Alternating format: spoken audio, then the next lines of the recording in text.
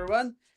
Uh, how's everyone Number doing? 252, Bryce, our counter, is Yeah. funny on the spot.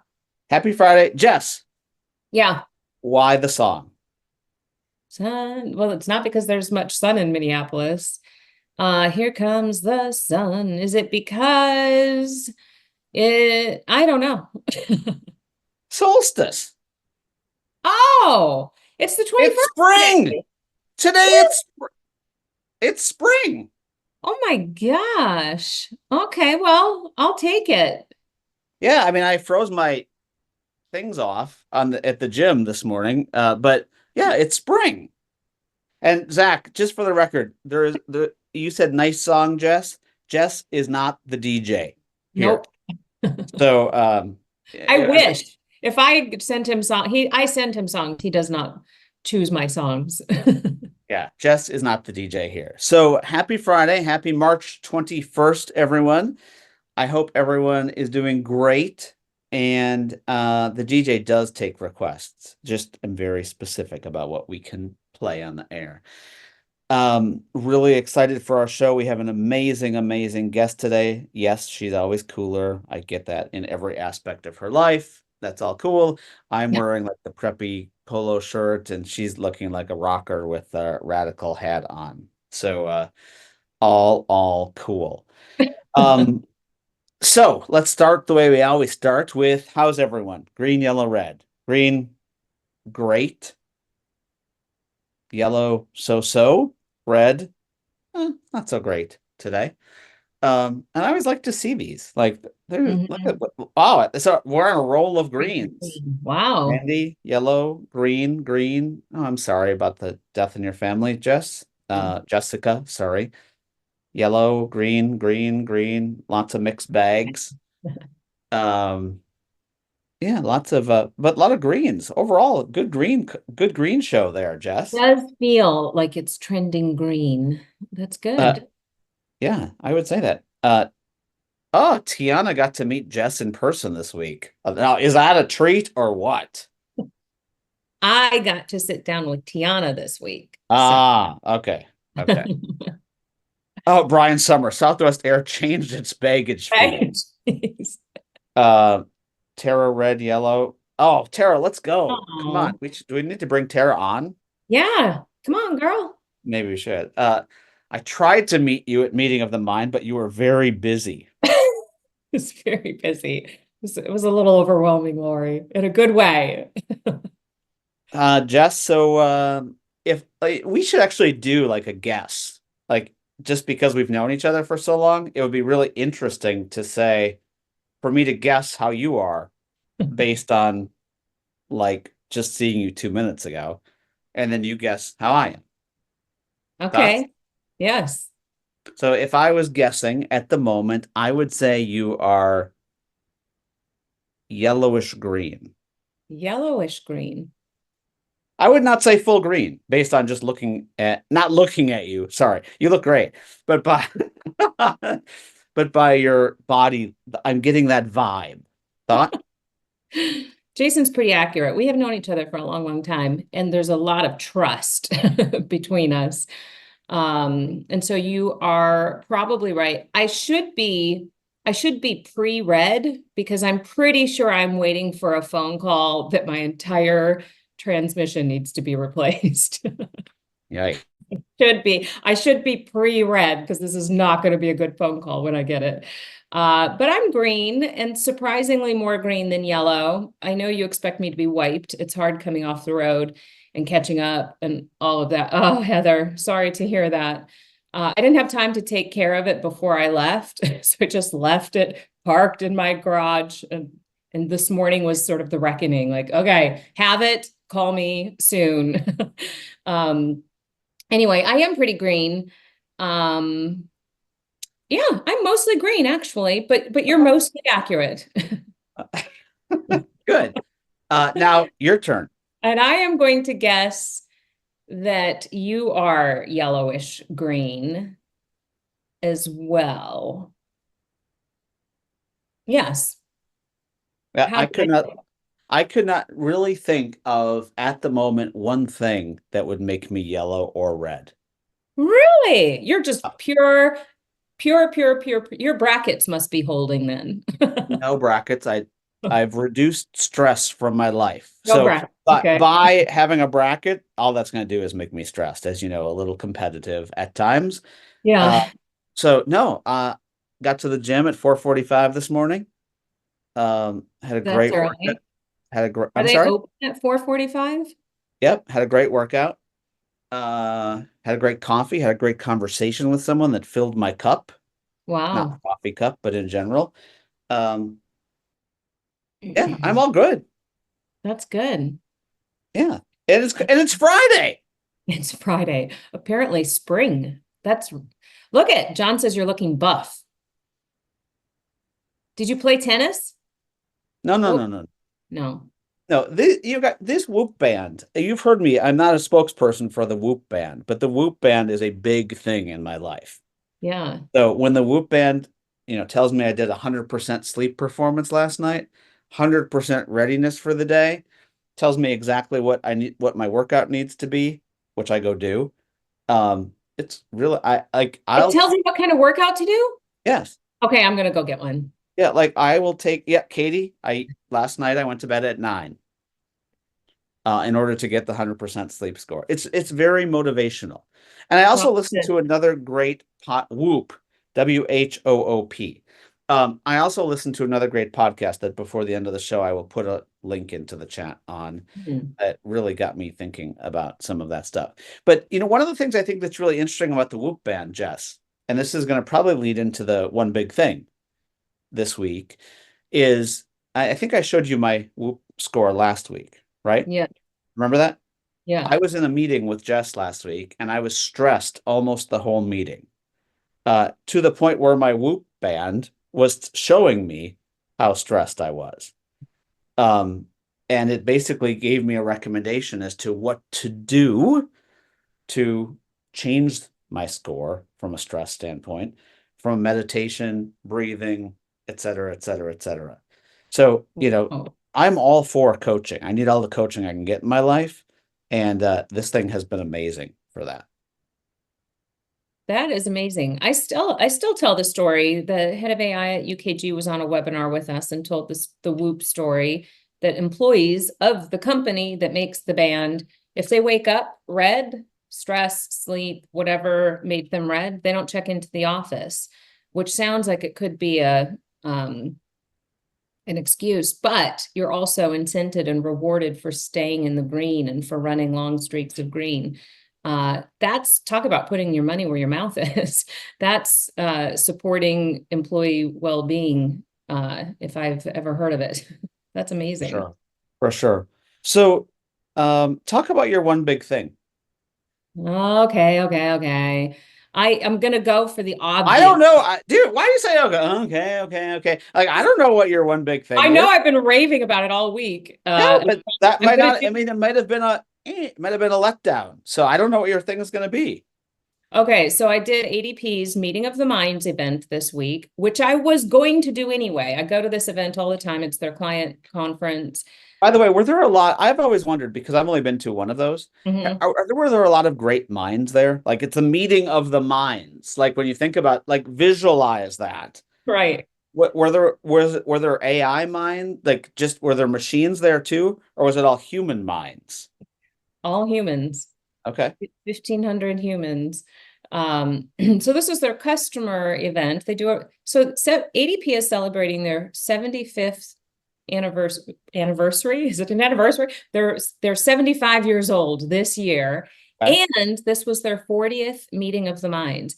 I keep calling on that because there's so many new tech companies, there's so much new innovation, there's some Workday's 20 years old. Like they've been around doing this for a long, long time. It is hard being relevant, period. For sure. It's harder staying relevant and staying ahead of the curve and driving the industry. And so just kudos to them. And so 40th meeting of the minds. I literally asked, so I was going anyway. I go to this event every year. And then they asked me to keynote, which was an incredible honor. Thank you for asking me. I had a blast. And I actually forgot to follow up on this. I said, can I see the agenda for the very first meeting of the minds? I want to know what we were talking about 40 years ago. And we Oh, we interesting. forgot to get it. I still That want to, would be really cool. wouldn't that be cool to Yeah. see how they were? And so this year it was all, as you can imagine, it's about innovation and agility. And yes, that includes AI. I mean, all of the things that are topics of conversation today, but ADP understands really, really well that they have the best workforce data in the world. And there's a design responsibility that comes with knowing how people work or want to work and designing. Like when you have that much data, if you don't design personalized experiences, which nod to how people truly want to engage and connect and work, like that would be irresponsible. So they always do a nice job of understanding the mission. And yes, I had a blast. Absolutely the biggest stage, the biggest keynote, the biggest everything I've ever done. I brought Leah Tanner with me, my right hand. Could not have done it without her. I don't think she's listening because she's off today, enjoying some extra time in Las Vegas during March Madness, smart woman. And so I brought her with me, and like the level of production was absolutely insane. So it was a little bit mind-blowing just from that perspective. What a high caliber, high production event. And I got to open the stage for their innovation showcase on Wednesday morning, which was all of their product people talking about the, kind of their directional thinking and where they're going with the product set and all of that. So it was a blast, to say the least. Good. Can I ask you a question? Yes. So I'd love everyone to put their one big thing in the chat for this week. We always do this, you guys, so that you take a second to think back to the week because it's Friday afternoon. Think back and reflect. So put your one big thing in there. Steve, thank you for putting that in there. I can't wait to read that. But I have to ask you this question, Jess, about your one big thing. Were you nervous? No, not in the way. I always say people's number one fear is public speaking. That's not true for me. I really enjoy it a lot. And so I wasn't nervous to go out on stage. I wasn't nervous about what I was going to talk about. I was excited for Leah because she's never designed anything of this caliber at this level of production. She was very hands-on with her production team. She was backstage for everything, taking an elevator down to the dressing room. Like everything was just like crazy, and she got to be there with me for all of it. And so I was excited for her, and I wanted her work, which was like illustrating my talk track. I wanted her to feel proud of what we were doing together. And I think you understand this as well. I felt a sense of responsibility to deliver what ADP wanted me to deliver and to have the impact they wanted me to have with the audience. And because there was so much production, I had teleprompters everywhere. I had countdown timers and my own slides pointing at me. Like there was so much like data input on the stage. I was worried that I wouldn't be able to shut it off and not eat, because I actually didn't want to read my teleprompter. It was there for slide cues and stuff, but I knew. You and I talked about this teleprompter stuff, right? And how But I I can't. wasn't running my own slides, and there was so much like illustration happening behind me. It was like Leah did a brilliant design job of making sure that there was like story flowing behind my talk track. And so I knew, so it was all like super hyper produced, but in the moment I had to tune it out and ignore all of these inputs coming at me because I just wanted to talk to people. I wanted to look people in the eyes in this huge theater and make sure I was connecting directly. And that's, I mean, that's challenging, to ignore everything and look at someone and make sure that your message is resonating and that it's hitting. And I think I was able to do that. Awesome. That's Yeah. awesome. Thanks for sharing that. I love all the one big things. I hope you guys read them. I'm not going to read them all because it's when you go back and listen to these podcasts, sometimes people get sick of me trying to read everything. I love Christy, your son got a job offer. Congratulations. Your stress level does go down when that happens, I'm sure. Bryce found the planter for his front porch he's been looking for.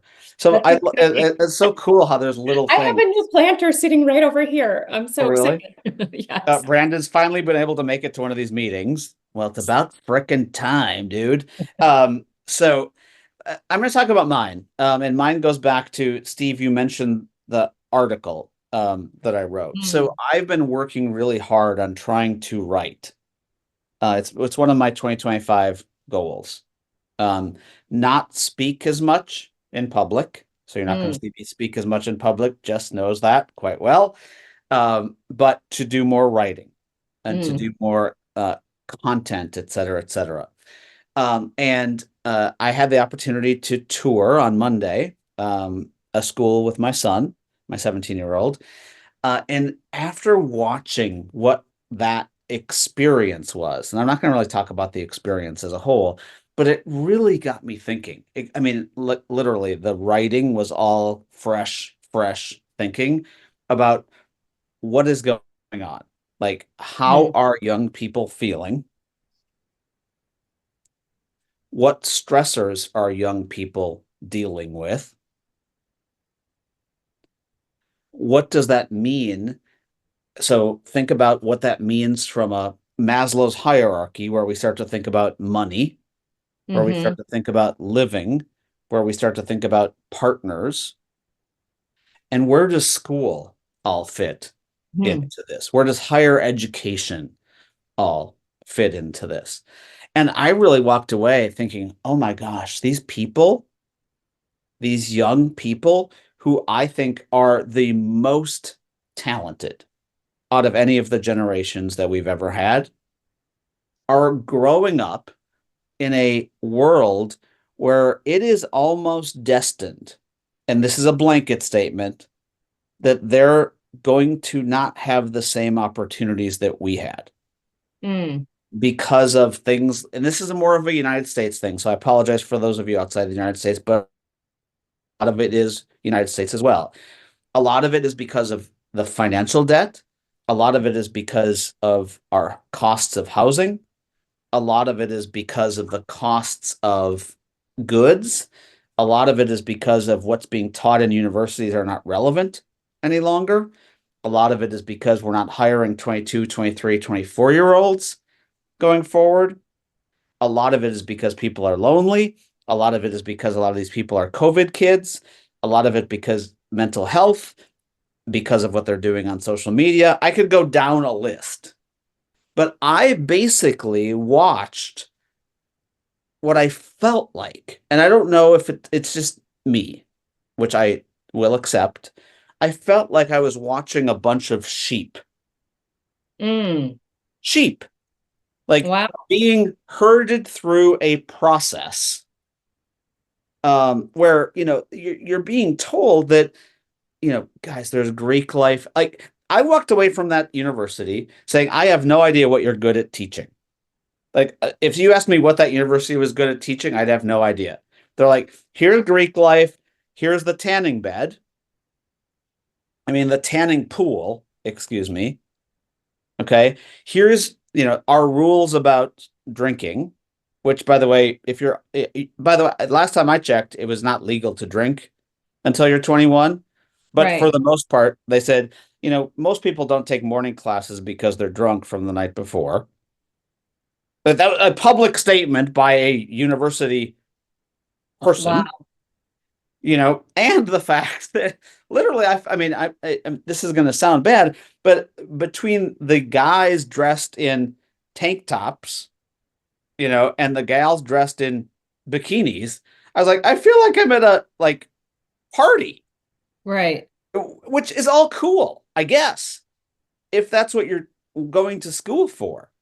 But I was like, how do people make these decisions about life when you're dealing with professors who are tenured and teaching old stuff in a lot of cases, where you're dealing with the cost of this university, $75,000 a year, which Mm-hmm. means that's $300,000 for 4 years, Yeah. you know, and that doesn't guarantee me a thing. And companies are hiring people without degrees. And Anyway. guys, just I'm making generalizations, and I totally get that. But in a world where kids are lonely, they're struggling with mental health, confused, they're seeing their friends post on Instagram where they're going to school, and then all of a sudden they're making decisions that have nothing to do. And by the way, I totally get whoever's going to say that They shouldn't know what they want to do. It should be a place of exploration. Okay. And if that's the case, let's market it as a place of exploration, but let's not market it as a promise for the rest of your life. Mm-hmm. Okay. And I think that what I tried to write and what I tried to capture, and I'm glad someone posted it in the chat, was that is just how it made me feel and how it would make how a young person would probably feel if they had the understanding of what it was. And it really got me focused, as Zach just said.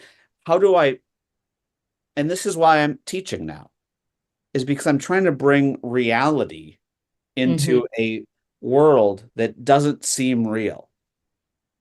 Okay. But just overall, find a 18, 17, 19, 20-year old and be their friend. Just be their friend Mm. because they are lonely. They are confused. They are worried. They are scared. And if they tell you otherwise, they're lying. That was my one big thing for the week. Mm. Mm-hmm. Summer agrees. And you guys, just the last thing, and then we're gonna move on. This topic, it I wrote this on the plane on the way home, and the number of people that reached out to me with stories was insane. It was absolutely insane that they have kids that graduated that can't find jobs. So what do? Decide to get their master's degree. Okay. And I was like, well, like, what do you think that's going to do? They're like, well, it buys them time to find a job. Right. So I just think in order for us to bring the next generation up, the more that we can befriend, the more that we can help, and the more that we can guide as to how to work through a world that is might not make sense always, Mhm. the better off we're all going to be as humans. I love that. I love so many things. Like, I don't even know where to start with that, because I have my own experience with kids a bit younger than that. But yes, I'll just, without cracking open a whole other can of worms, like, yes, I agree with that. And um, I think we don't know. I remember saying at the time, a lot of parents and school systems educators were saying, wow, I wonder what the long-term effects of these COVID years might be. The fact that kids were isolated, they weren't learning in predefined, pre-constructed learning environments. The classrooms went away for a while, kids fell behind.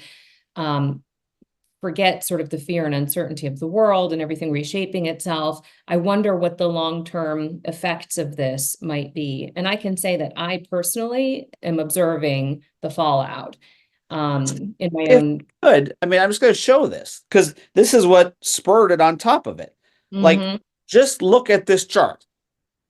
Like, if you can say, "Oh, Jason, you're painting a negative picture," and I hate it. I hate painting negative pictures.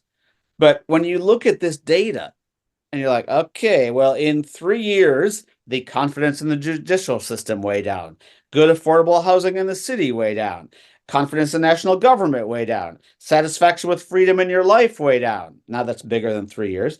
Expectations of life in 5 years' time, scary. Experience stress yesterday, up. Like, this is not, I'm not making this stuff up. Mhm. So when I say people are lonely, they're confused, and why they need a friend that might actually not just be a friend who's pressuring them into something, but a friend to talk to. Like, if you need nothing else, look at this chart. Don't read the rest of what I wrote. Just look at this chart. Mm.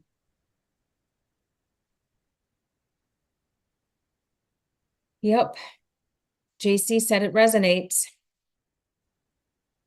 So, all of that being said, we have an amazing guest, Hmm. Jess. I've probably talked way too long, and we could talk about this more. And we're going to talk about this more because every day I feel like I need to. We all need to work on this. There's not going to be the government's not going to fix this for these Right. people. We need to work on this and have these discussions. But I'll turn it over to you. I see a future panelist. Dude, guys, anyone that wants to talk about this, I'm happy to start a separate freaking community on this because that's how strongly I feel about this. Some of you know I say this a lot that the only reason I'm in this space for 35 years is because I've been trying to make work better for my kids. Mm-hmm. The only reason. And I actually think I maybe have made work a little bit better for my kids. But at the same time, I'm watching life and it's not better for them. Mm-hmm. Yeah.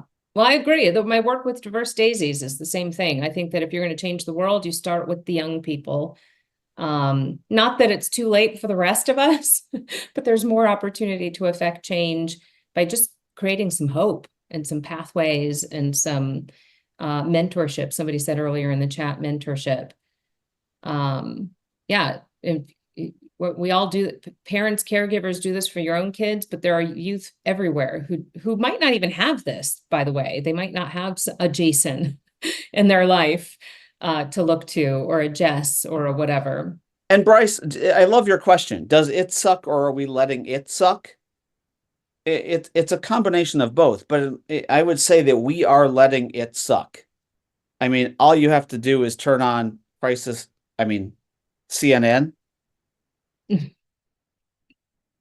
or Fox News and be like, you guys, why is everything negative?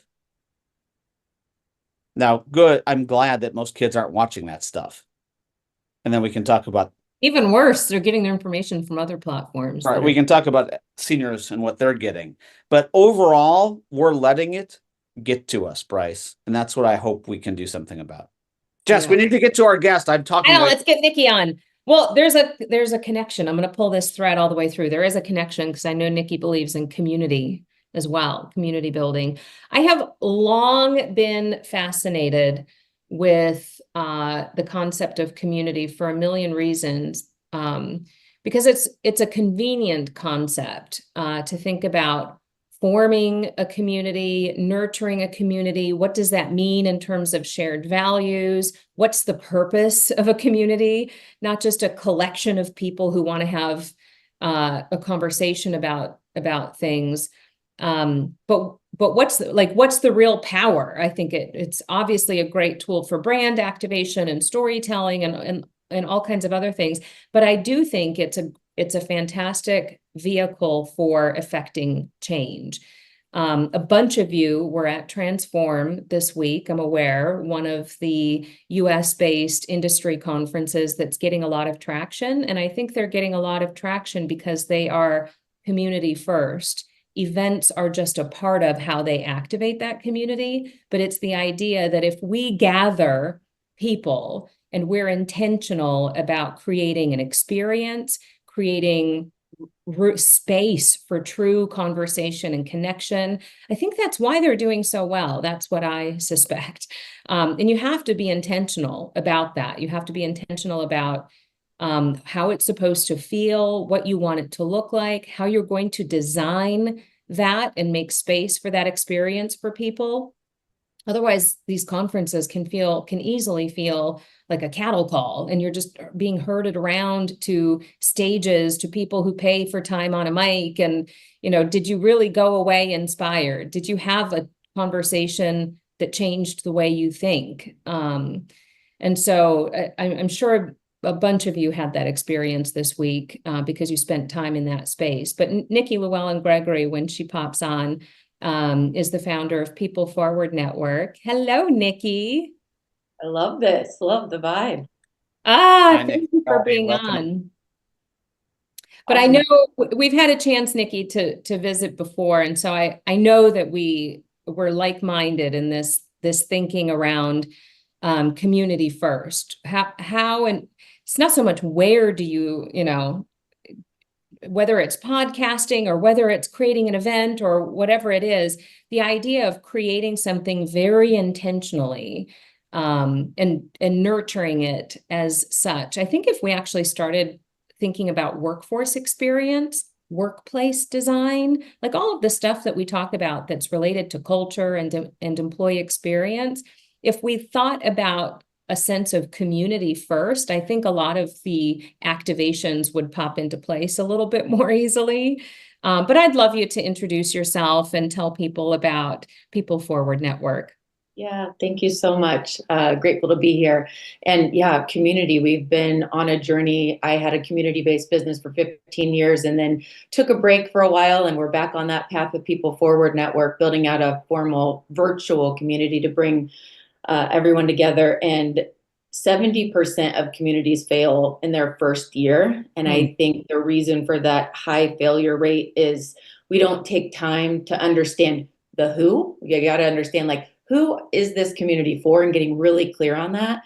Yeah. And then you just spend a lot of time listening and regularly understanding, like, what is needed now, right? And crafting things that really matter for that who profile. So we started the journey for PeopleForward Network with our official community in 2023, designing the strategy, signed with Circle to do our custom build in February of 24. And then finally launched in January. But I'm like, as an activator, as my number one strength in Clifton Strength, I'm like, this has been a test of my patience. But you can just see what, like, the immediate feedback has been, where has this been my whole life? Like, we're building it based on what we've heard people have been looking for. So I'm pretty excited about it. So what is it? Who is it for? Maybe we'll start. Yeah. So PeopleForward Network, we are a podcast network for leadership podcasts. And one example of the types of podcasts we create are internal podcasts that really bring clarity to people across a company and energize them and bring stories that, make meaning, fill their hearts. And we bring internal communication leaders together in our community so they could be learning, like, what's working. They're learning from each other so that they can find, let's replicate what worked for you. So different leaders come together to constantly learn and share so that they can continue to develop more meaningful results through their podcasting efforts. I love the idea. Are there brands that people on here listening have heard of that have an internal podcast that does really, really well? I will say most people would agree that you love to go to Trader Joe's. You're like, yes, it's just always a vibe, right? People are awesome. It's just good energy. When we found out Trader Joe's does a daily podcast for their people, I'm like, that's what they've been doing. That's how they keep everybody all, on brand all the time. I don't know. But yeah, Trader Joe's is one that does it really well. I was aware of that one too. I think that's such a brilliant idea. And I think when we talk about culture and internal alignment, leadership, even people finding fulfillment and purpose at work, the root word of culture is cult. and that sounds weird. And sometimes we joke about people drinking the Kool-Aid, or you even just said keeping people on brand. Okay. We obsess over leading and inspiring people, keeping them aligned to a commonly shared vision, finding purpose, connecting your purpose to the purpose of the work that you're doing. We talk about values all day long. It's maybe a weird word or concept, but that's why, because when people are locked in, they're connected and everybody is driving in the same direction and gets the why. Like, they understand why their work matters, how it connects. You're better able to create your own focus without getting constant direction and input. You're able to self-focus and prioritize and drive meaningful work because you know what matters and what's important. And so I love and that's why I'm obsessed with communities, to be honest, because a community knows who they are and they know why they exist. That's exactly what we try to achieve through workforce experience and culture work and employee value proposition work. We're all trying to do the same thing. We're just using different language. It's really forming and storming communities of people who understand the mission.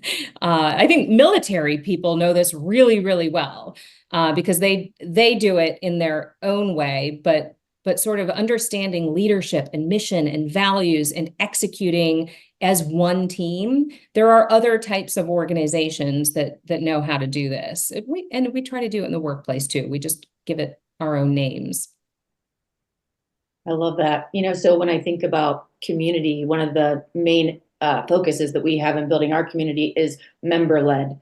We want to find ways that you can take your strengths, what you love doing, and bring leadership to the community, whether it's really, outward facing and you're speaking at something, or you're a one-on-one connector, finding out like what makes each individual tick, and then they find their role and, what matters, tapping into what matters to them. I think that's what's really helping us build out our new community. But you think that can apply so easily in workplaces. And when you see all of these employee-led activities, there's so much ownership in that and energy around that. And so like external community or the community that you're building on your team, I think, the lessons are the same. Yeah. So Nikki, I'd love to hear about the why. Yeah, the why behind PeopleForward Network. Yeah, like there's a lot of what, and I'm on the site and I can see the site, and JC was nice enough to share the forms, et cetera, et cetera. But I always am curious when we talk to leaders like yourself about the why. Like the why, did you see a gap? Did you see a problem? Like what was the thing? Because we work with so many organizations every day who are trying to figure out where do they focus. And to do something like this requires, as you know, so much focus. So I'd love to hear kind of what sparks that in you. Yeah. So growing up, I had parents that were corporate America executives, had really great jobs. And we were always looking forward to the weekends and vacations, and our dinner table conversations were a lot around like the craziness of work, the stress of work. And my very first job, had no idea, it was like how I got to this, but I worked at an employee assistance program. And the tagline was, we help employees with their work-life balance, providing coaches or counselors. It was like, if we want to help you with your advancing your parenting arena and being a better parent, or help you with a grief and loss issue. And I was dumbfounded that employers buy things like this for their people, like coaching and, helping them through those kinds of things. And it really it sparked this excitement for me to figure out like, how do I impact that? How do I impact that? We love Mondays, right? Mondays are something we look forward to. We spend the most of our waking hours at work, and it became a passion for me after that first job. And I've never left it.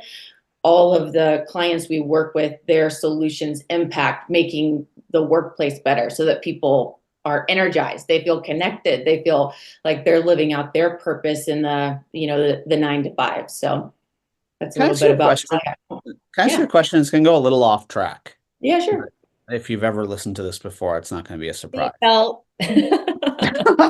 Seatbelt. Okay. So you used the word, well, first of all, you said your parents had great jobs.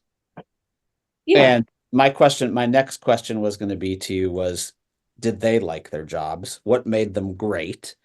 Because I think that's really interesting. And then the second add-on to that is you mentioned work-life balance. Mm. And there's a lot of talk about, is there such thing as work-life balance? Should we think about work-life balance? Should we talk about work-life integration? Do you know what I'm trying? Is that a US thing? Because there's a lot of people that say work-life balance is a US thing. It's not a global thing. So I'd love to talk about what makes a job great. Was it your perception that it was great, or did they say it was great, or was it the money they made? And then the second thing is, when you think about work-life balance, where do you think we are in that world today? Great question. And when I said great, so my parents would say great from a very stable jobs, made really good money. But where I saw the gap was, the regular talk about the rat race of work, right? And just a lot of the drama at the dinner table. I'm like, there was a lack of meaning in the work they were doing, but the things like the external factors of like making good money, stable, right? Those kinds of things were there. So that they would say, great, I saw a gap. So the company that I was with, Supportive Systems, the work-life balance tagline that inspired me today, like one of our core values, our number one culture code is to live work-life integration. I don't think it's really a balance thing. It's every week's different, right? We have different experiences, and how do we support each other as a team to be able to live our whole life? So we use Slack, love it. We're on that all the time as a remote team. And we have a channel called Life Wheel, and it's all the areas of our life. And we regularly go through a practice together to support each other in like what's needed right now in the parenting category, in the travel category, right? And we're regularly celebrating, like helping each other advance dreams, but also we celebrate you went to the gym in the middle of the day. You needed a nap. You were exhausted. You were up with the baby last night.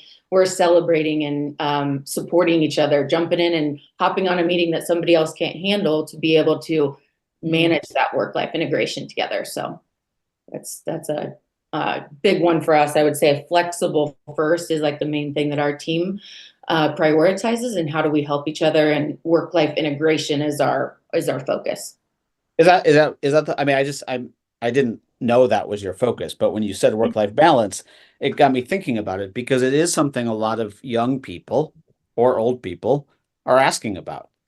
Is in today's world, is there such a thing of work-life balance, work-life integration, and then how do you tie that in to the value prop at work? And that what you just said is a great example of that, is making it part of the DNA. When people come into the organization, do they think it's weird? Are they refreshed? Like, what is it if they've never been through that before?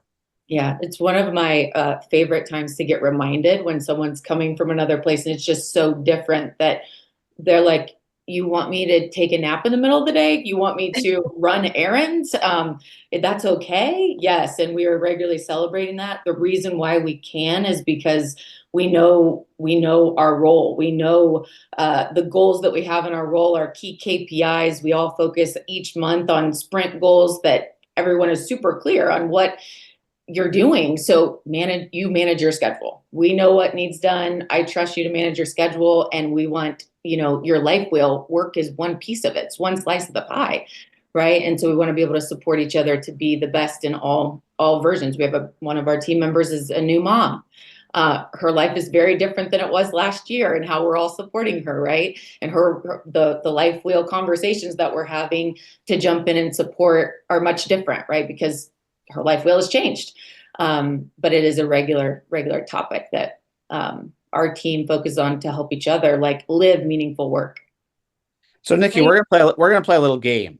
Okay. Okay. Jess is like, oh, here we go. Another game. But so I was thinking about this the other day, because I was listening to someone talk who's going to remain nameless. And all I got was a word salad. A bunch of words that I had no idea. I mean, I know what they meant, but I was like, oh my God, if you could use more jargon, you could use it. You could not possibly do it in the 15 minutes that you just said. Jason's saying the quiet parts out loud. Funny. So I would love everyone in the chat to put what your favorite or least favorite jargon or buzzword is. And Nikki, from a leadership standpoint, and I hate to put you on the spot, but when you think about what drives you crazy, would it be return to office? I'm totally making stuff up. Would it, Nancy just put pivot? Would it be transform? Like what is like with what the world is going through today and what you're seeing, is there a word or is there a concept that actually just drives you crazy? Like I just picked on work-life balance, and I was like, that's very anal for me to pick on work-life balance instead of work-life integration. Like, is there one that you have? Like, I like how some people said, I hear you, or circle back. Like, what's your passion? Like, what do you build the plane while we're flying it?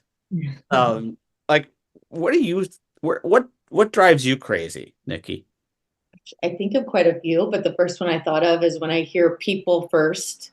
The reason why we name PeopleForward Network PeopleForward is it's in action, like we are doing it, right? Versus talking about it. So a minute ago, you were asking about, is it refreshing when someone comes in and joins our team? And it's always a great reminder for me. I have people that have worked at places that are best places to work, but the path to how they got best places to work, they got their gift card or, for doing all the things, right? To check the box, to do the things, but the experience they had there, right? Externally, it's a people first company and we're recognized as whatever, but really living it out, right? So I think there's a lot of good in being people first, but what's the action behind that? And that kind of comes also to your work-life integration topic. We have core values and then we have a culture code. So we have core values that are, guiding everything we do, but our culture code is the actions that we celebrate, and work-life integration is one of our culture codes. So then we stand it up through Slack and, have systems to support that. So that's what comes to mind. People first. I always want to pick on it. Like, what does that mean? What are you doing? Right? What is it in action? Jason, do you have one? I mean, mine is so bad based on the industry I'm in, but I'm just going to say it's people are our most important asset. Mm, And I just hate it because no one freaking does it. No one right. acts like that. Like, they still know more about their phone than they do about their people. LinkedIn still knows more about their people than they do, which means your competition knows more about your people than you do. So if people are really your most important asset, then what are you doing to prove it? And to me, like that's the one that's like a stick into my temple when I hear it, because I could go through 50 questions and then say, what are you doing to actually back that up? And they're like, oh, yeah, nothing. So literally, sorry to be so blunt, but that was the first one on that's always on my list. And by the way, I was online earlier today with an organization who I said, what's your goal for 2025? To continue to make people our most important asset. I was like, can you push a button to know how many people you have? They're like, no. I was like, oh, so you don't even know how many assets you have, little less anything about the asset. Sorry, Mm-hmm. Jess. But Coops is our people are like family. We're family here. Mine is bringing your whole self to work. Most organizations don't deserve. oh, that face. Could you make that face again just so we I have don't it? know what face I just made. When I hear that, my skin crawls. While there is a pay gap, you don't get to ask until you're giving whole paychecks to everybody. You don't get to ask for the whole self to come to work. And most organizations don't know what they're asking for. Okay, as if we could be compartmentalized. Does that mean you just want this part of me today? Because my Whoop band tells me this part of me is firing green. Should I leave my political opinions at home? Should I leave my mental health at home? Should I leave my family problems and my transmission at home? Like, what do you want? Whole self? It's such BS. And if you are in a position to support the whole self, maybe you can have that conversation, and that starts with a trust conversation. But it's the most BS thing I've ever heard, because what you're really asking for is more productivity. So, Nikki, Yes. you're a media company, you're a leadership company, you're a people company, and based on the world of AI, how does that impact what you are? How does it impact what we are? Well, I mean, AI helps us. It accelerates our impact in an incredible way. I don't know if that's what you're asking, but when you think of, we are creating media, and there's a lot of prep that goes into that, right? And using AI to help us better understand the humans that are interacting on podcasts we're creating or events we're creating. Like, we can get really deep to understand those people, so to make things matter at a deeper level to them. I mean, our entire team uses AI every day, so I'm not exactly sure how to go further there, but it's really helped us to make more meaningful impact and speed up our results. Yeah, it wasn't a trick question. I just like when I hear from leaders Mhm. to say it's impacting our job. Like, and I know it's a stupid thing to say, but there's still a lot of people that don't think it has any impact. Oh gosh, There's still a lot of big companies that block people from using it. So when you oh, say our people use it every day, every like day. where I was going with my question was it's actually changed your company. Absolutely. I mean, we've named our AI friends, right? Like we all have like a name for our AI friend that is our best buddy at work. I mean, every single person on my team. One cool thing we've done recently is we're a big Clifton's Drinks adoption company, and we do What AI was that? exercises What was that? regularly. Clifton Sorry, what? Strength. Oh, Clifton's Clifton Drinks. Strengths. Yes. Oh my God. I thought you said clicks and drinks. And I was like, oh my God. No, We have to get into Jess, we need to start like the clicks and drinks program. Sorry, Nikki. I no, apologize. Clifton's Drinks. So we Yes. regularly, Got my that's a hot bubbly. topic for us as a team to always go deeper on. And we've been using AI to better understand ourselves and all these prompts that you can do to, I mean, they might be stuck on a project or trying to understand, like, why am I stuck? Right. And just asking AI, and then it gives you a solution. Oh my gosh, that's why I have like a blocker in my head about this, right? It's helping us, it knows us from our strength standpoint to help us from our unique gifts that we have as a team. So it's been really fun. We do that once a month and creating new prompts, and everybody comes up with new ideas. But I mean, everything from our own growth to how we impact the speed of delivery to the depth of conversations, because it helps us to prep for things in a better way. I mean, I could go on and on.